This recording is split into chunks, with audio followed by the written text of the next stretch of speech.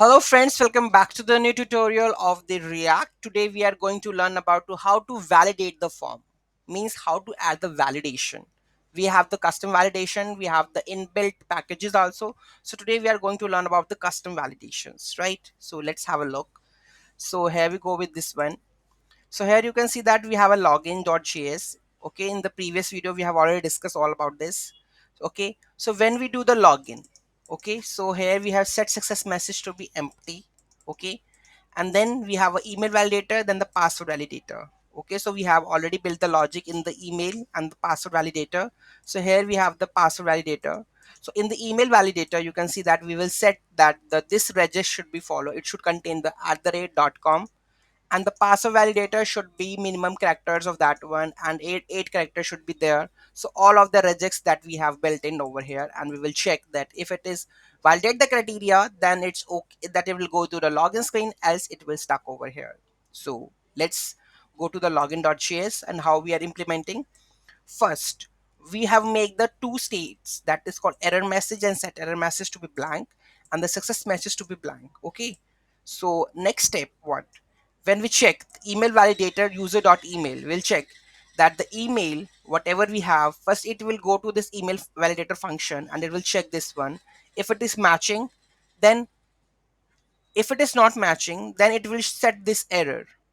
Okay, else it should be empty, right, by default. Then again the password validator, if the user password we have sent, if it is not correct, then it will show that password should have the minimum 8 characters with the combination of the uppercase, lowercase, okay, and the special characters. Okay, after all this completed, then we will navigate to the screens. Okay, so let's see is it working or not. So here we can see that I will just add this one. Okay, please enter a valid email ID. Okay, login. So I'm going to add the valid email address. Okay, user is not registered. So here I'm going to add the random password. Okay, password should be have minimum 8 characters with the combination of uppercase, lowercase, and the special characters, right? So this is how, and where we have added such kind of things to show it over here. So here we have all of these things. Okay, so here we have the error message dot length. If the error message dot length should be greater than 0, then we have a style. Okay, margin bottom, and the success length.